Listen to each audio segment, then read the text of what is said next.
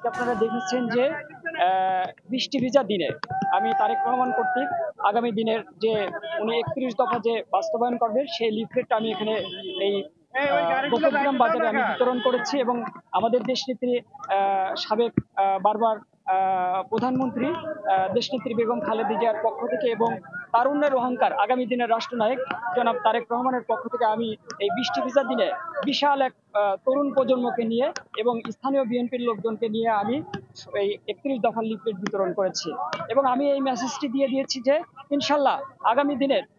আগামী দিনের যে রাষ্ট্র এই রাষ্ট্র বিনির্মাণের জন্য তারেক রহমানের বিকল্প নেই এবং আপনারা যদি আমার নেতার পাশে থাকেন এবং আমার পাশে থাকেন ইনশাল্লাহ বাংলাদেশের একটি সুন্দর ভবিষ্যৎ হবে। অ্যাকচুয়ালি এটা আসলে পিআর যে পদ্ধতি, এই পদ্ধতিটা বাংলাদেশের মানুষ কিন্তু এই নির্বাচনে বা এরকম ভোট দিয়ে কখনো অভ্যস্ত না। ঠিক আছে, এটি বাংলাদেশের মানুষের জন্য এবং বাংলাদেশের জন্য একটি গভীর ষড়যন্ত্র চলছে যে সামনের যে নির্বাচনটা এই নির্বাচনটা যাতে দীর্ঘায়িত হয় এটার জন্য বিভিন্নভাবে মনে করেন যে আপনার একটা ষড়যন্ত্র চলছে এবং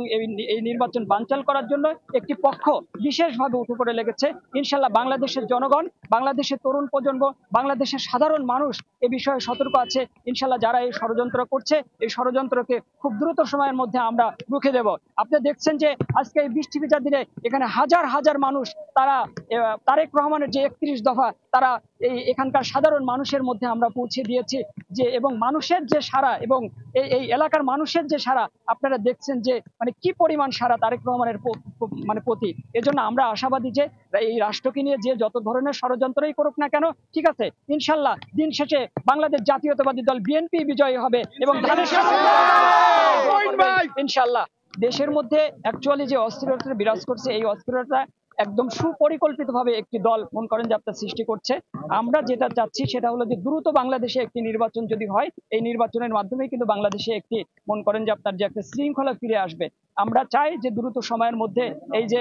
মানে ডক্টর ইউনূসের যে গভর্নমেন্ট এই গভর্নমেন্ট যেন দ্রুত সময়ের মধ্যে বাংলাদেশে একটি সাধারণ নির্বাচন দিয়ে দেয়। সাধারণ নির্বাচন হয়ে গেলেই ইনশাল্লাহ বাংলাদেশের যে সামনে যে নির্বাচিত সরকার আসবে সেই সরকারের মাধ্যমেই কিন্তু বাংলাদেশকে একটি সুশৃঙ্খলতা ফিরে আসবে এবং এই জাতি যে একটা হতাশার মধ্যে পড়ে আছে এই হতাশাটাও খুব দ্রুত সময়ের মধ্যে কেটে যাবে ইনশাল্লাহ। আমি আপনাদেরকে আশ্বস্ত করতে চাই এই কুষ্টিয়া 4 আসনে খুকসা কুমারখালীতে ইনশাল্লাহ তরুণ প্রজন্মের বিএনপির প্রতি যে ভালোবাসা এই ষড়যন্ত্র ইনশাল্লাহ বিএনপিকে রুখতে পারবে না এবং আমাদের জাতীয়তাবাদী শক্তিকেও রুখতে পারবে না। সবাই আমার নেতার জন্য দোয়া করবেন, তারেক রহমানের জন্য দোয়া করবেন, আমাদের দেশনেত্রী বেগম খালেদা জিয়ার জন্য দোয়া করবেন। আমরা মনে করেন যে আপনার ডক্টর ইউনূসকে আমরা এই যে মনে করেন যে তত্ত্বাবধায়ক সরকার এই তত্ত্বাবধায়ক সরকারকে আমরা খুব আশা নিয়ে মনে করেন যে তাকে আমরা ক্ষমতায় বসিয়েছি। আশা করি যে উনি সারা বিশ্বে মনে করেন যে আপনার অনেক পরিচিত এবং পপুলারিটি ওনার আছে। ঠিক আছে, আশা করি যে উনি খুব দ্রুত সময়ের মধ্যে বাংলাদেশের মানুষের সাধারণ মানুষের পালস উনি বুঝবেন এবং খুব দ্রুত সময়ের মধ্যে একটা নির্বাচনের দিকে উনি যাবেন এবং একটা ডিসিশন দিয়ে দেবেন এবং সুনির্দিষ্ট তারিখ খুব অল্প সময়ের মধ্যে উনি ঘোষণা করবেন ইনশাল্লাহ। অবশ্যই আমরা এই সরকারকে খুব